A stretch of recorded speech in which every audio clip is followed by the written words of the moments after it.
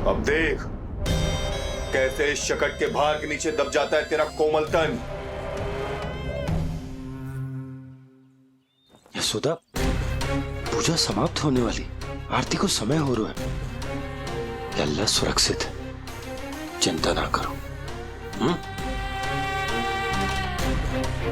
कितना नन्हा सा है तू, फिर भी तूने महाराज कंस की रातों की नींद, सुख चैन सब छीन लिया। अब मैं तुझसे तेरे प्राण छीनूंगा, तैयार हो जा।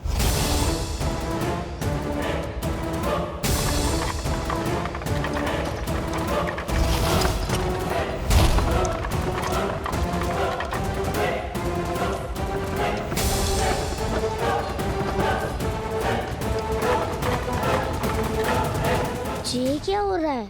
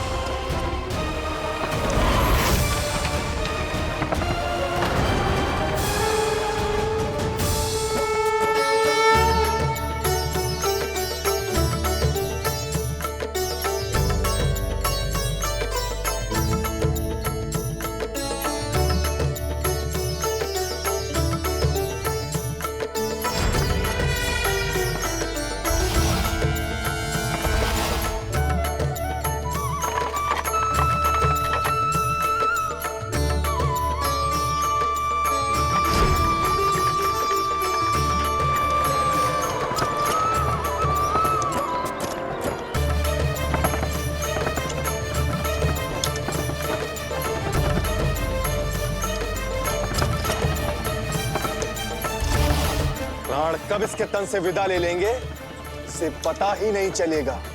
ताई जी! यशोदा ताई जी!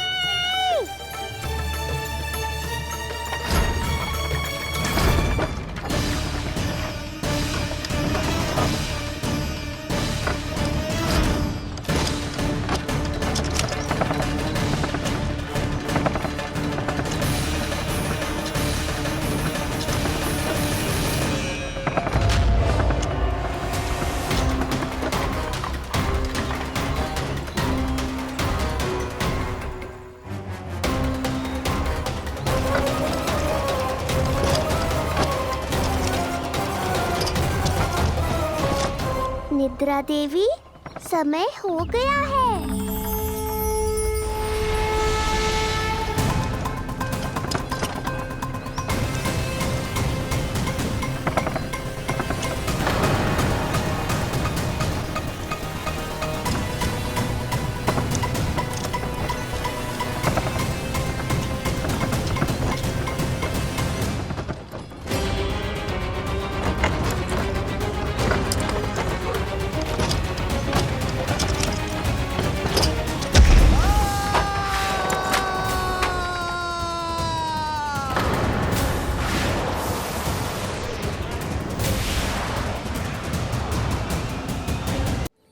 बोलो श्री नारायण भगवान की जय।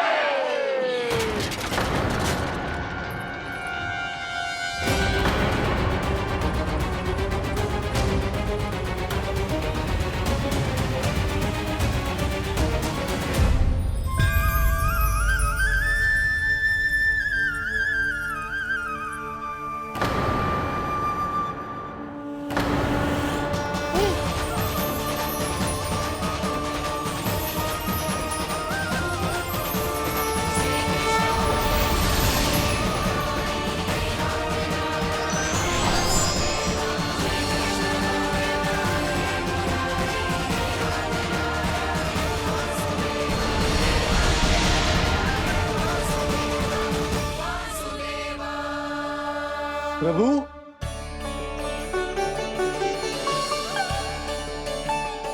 प्रभु, मैंने आपके अवतार को हानि पहुंचाने का प्रयास किया, फिर भी आपने मुझे दर्शन दिया। देने ही पड़े। तुम्हें मेरे चरणों का स्पर्श जो मिल गया, तुम्हें आश्चर्य हो रहा होगा।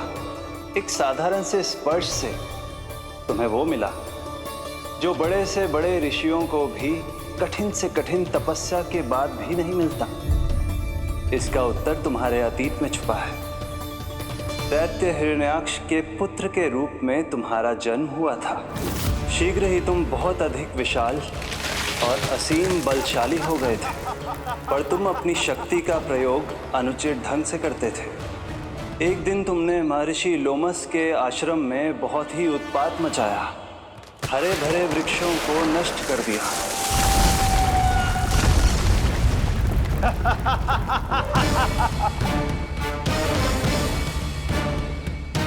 देख क्या रहे हो ऋषिवर? ये विशाल वृक्ष भी मेरे इस विराट तन के आगे कुछ भी नहीं है। जिसे स्वयं अर्जित तक नहीं किया, उस तन पर इतना अभिमान। तो सुन ले, जिनसे तेरा तन बना है, उन्हीं पंच तत्वों में इसी क्षण ये विलीन हो जाएगा। ये मेरा श्राप है तुझे, मेरा श्राप है तुझे।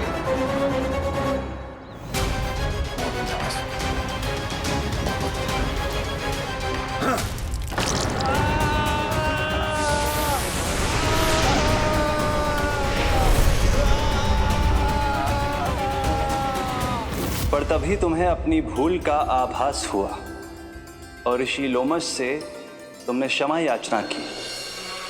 क्षमा करे ऋषिवर, क्षमा करे। मैं मूर्ख, अभिमानी हूँ, अज्ञानी हूँ, परंतु आप तो दया के सागर है। कृपा करे ऋषिवर, कृपा करे। बिना तन के मैं कैसे जीवित रह पाऊंगा? तुम जीवित भी रहोगे और अपने दैनिक कार्यों का संचालन भी कर पाओगे, किंतु सजीव प्राणियों या निर्जीव वस्तुओं की सहायता से। ऐसा जीवन तो मृत्यु के समान है ऋषिवर। इससे अच्छा है आप मुझे जीवन से मुक्ति दे दो। मुक्ति भी अवश्य मिलेगी तुम्हें, पर जब तुम परम प्रभु श्री हरि नारायण के चरणों का स्पर्श करोगे, चरणों का स्पर्श करोगे। और यही नहीं शक्तासुर, कल जब तुम मुझे खोज नहीं पा रहे थे, तब भी तुमने हार नहीं मानी। 7 प्रहर तक 7 बार मेरी और मेरे गोकुल की परिक्रमा की। इस क्रम में तुमने अनजाने में ही अपना पश्चाताप पूरा किया और पुण्य अर्जित कर लिया। इसलिए मैं तुम्हें मोक्ष प्रदान करता हूं। इसलिए मैं तुम्हें मोक्ष प्रदान करता हूं।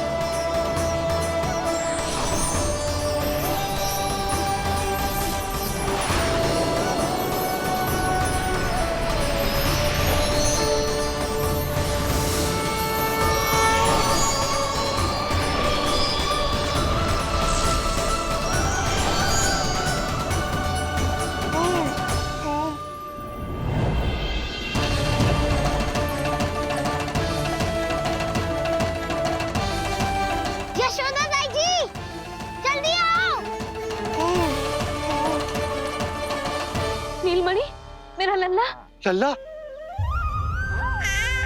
तुझे कुछ हुआ तो ना है ना? तुम ठीक तो है ना?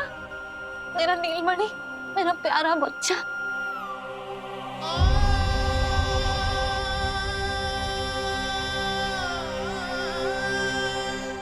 भोला, बंसी, ये सब क्या है?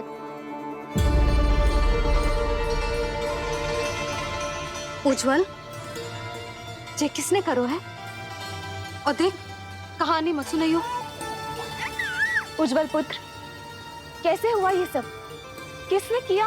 और किसने? महाबली नीलमणि ने बड़ी ताई जी।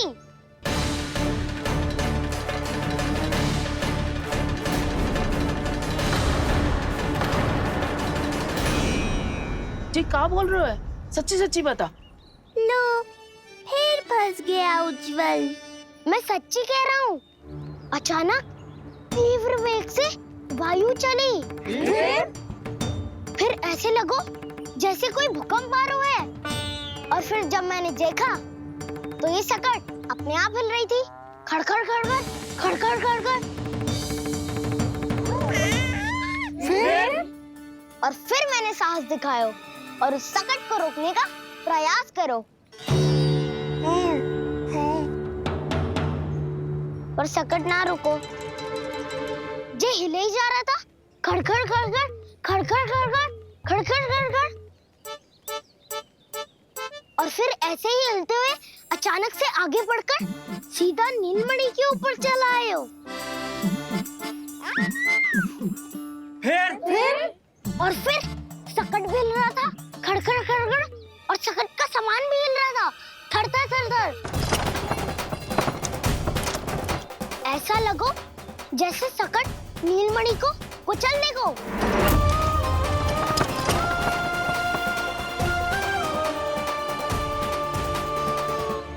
पर तभी जे जाग गए हो। इसने खींचकर अपने पाँव का प्रहार करो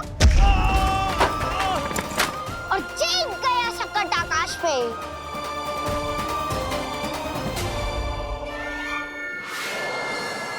और फिर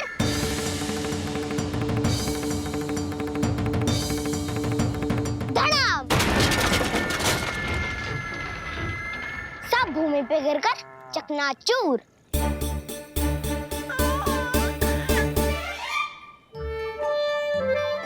मैं सच्ची कह रहा हूँ ताई जी, नीलमणि के पैर का स्पर्श होते ही वो सकट ऐसे वायु में उड़ी जैसे कोई फूल।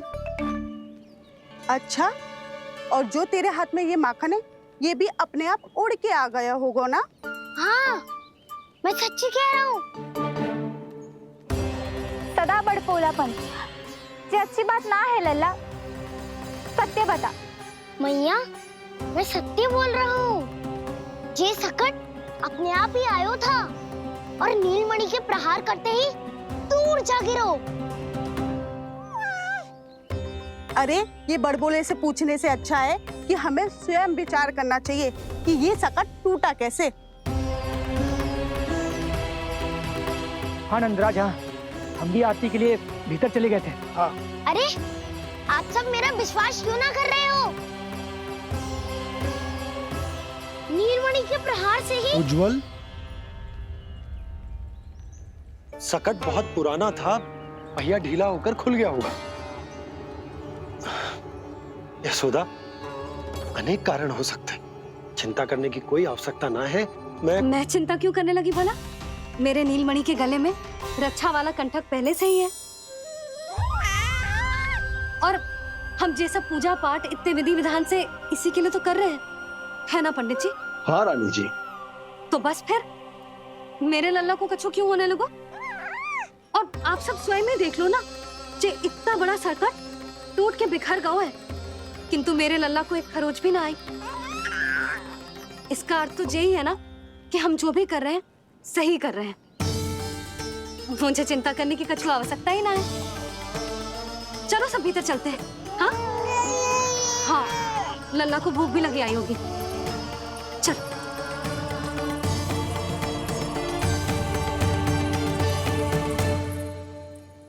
नंदराज जी, अब हमें भी आज्ञा दीजिए। प्रणाम पंडित जी। ध्यान कहाँ था तुम दोनों का? और अधिक सावधान रहने की आवश्यकता थी ना? क्षमा कीजिए नंदराज।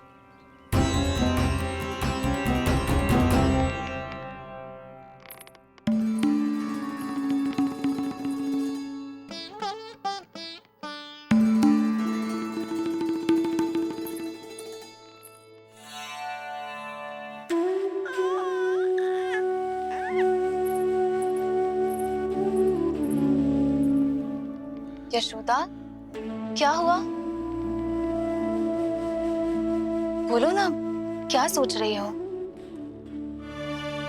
मुझे बहुत चिंता हो रही है जीजी। मेरे लल्ला के साथ कुछ ना कुछ दुर्घटना होती रहती है। अरे, अभी बाहर ही तुम सबको समझा रही थी, अब भीतर आते ही क्या हो गया तुम्हें?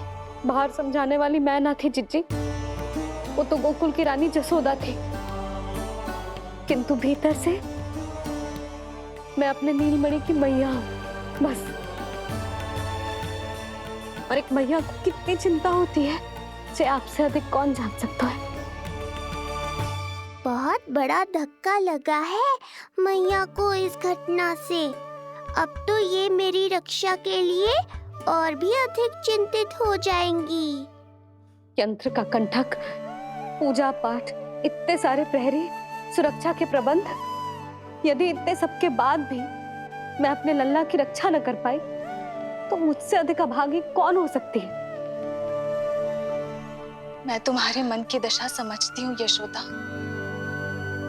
इसी चिंता के कारण ही तो मैंने आज तक अपने पुत्र को छुपा कर रखा है। मैं जानती हूँ चिच्ची, मैं समझती हूँ। मैंने तो नीलमणि के लिए इतने सारे संस्कार भी करो है, पूजा पाठ की है, किंतु मैंने तो आज तक अपने पुत्र का एक भी संस्कार नहीं किया है।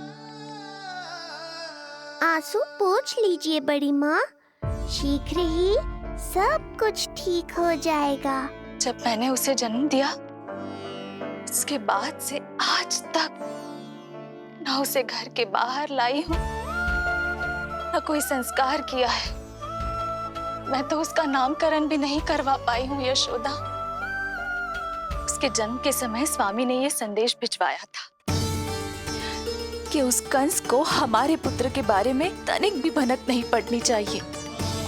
तब से आज तक भय के छाव में जीती आई हूँ कि वो कंस कहीं हमारे पुत्र को भी ना मार दे, जैसे देवकी के सारे संतानों को मार दिया है। ये आशंका कभी सत्य नहीं होगी बड़ी माँ, मैं हूँ ना। माँ अपनी संतान के मन की बात बिना कहे ही समझ जाती है। आप भी समझ जाओ ना मैया।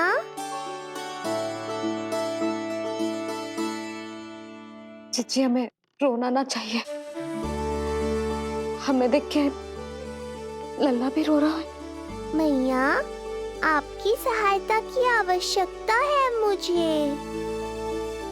मुझे ऐसे क्यों लग रहा है जैसे लल्ला मुझसे कुछ कहना चाह रहा है। दाऊ को हम सबसे दूर कब तक रखेंगे बड़ी माँ?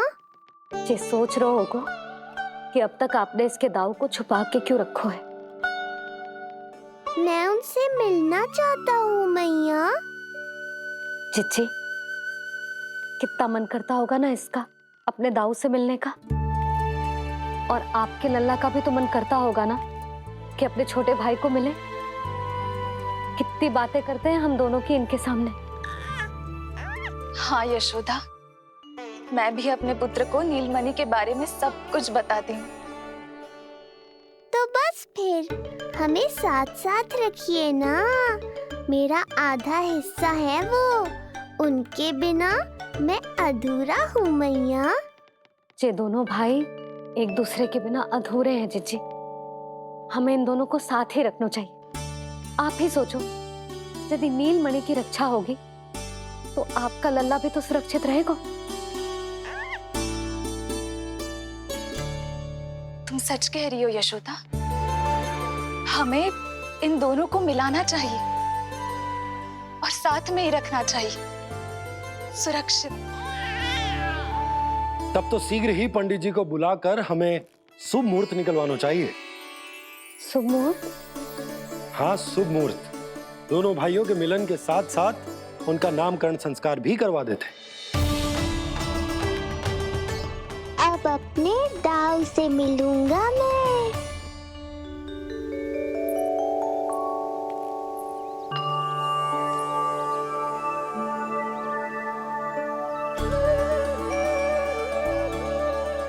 ऋषिवर की दिव्य आभा के कारण ये वातावरण कितना शुद्ध, कितना पवित्र लग रहा है ना।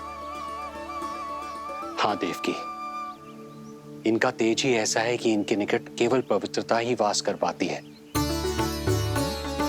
किसी भी प्रकार की दुष्टता इनके पास जाने से पहले ही नष्ट हो जाती है।